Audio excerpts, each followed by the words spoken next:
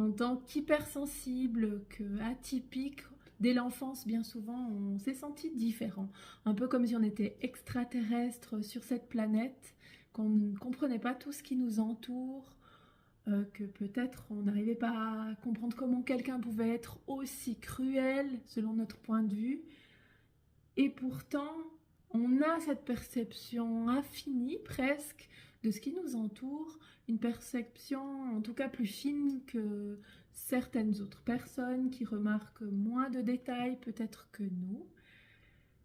Et donc je parlais de cette incompréhension qu'on peut avoir depuis l'enfance du monde qui nous entoure, mais on peut aussi à l'inverse se sentir soi-même incompris par les autres, ce qui a pu parfois provoquer une certaine distance entre soi et certaines autres personnes et la société.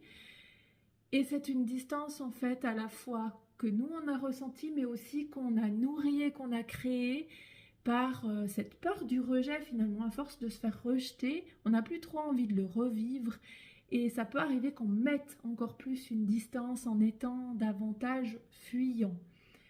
Et pourtant, combien est-ce qu'on aime les humains, combien est-ce qu'on aime les gens et combien est-ce qu'on aimerait avoir des relations authentiques avec les autres personnes. Donc finalement, on se tire dans les pattes, si je peux dire.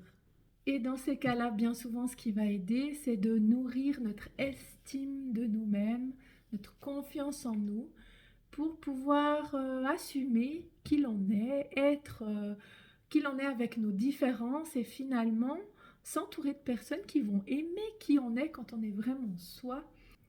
Si tu as envie de nourrir ton estime de toi pour assumer cette part de différence que tu as et qui est belle, eh bien, je te laisse aller lire en commentaire, en légende plutôt, quelques astuces bien concrètes pour pouvoir mettre ça en place dans ta vie.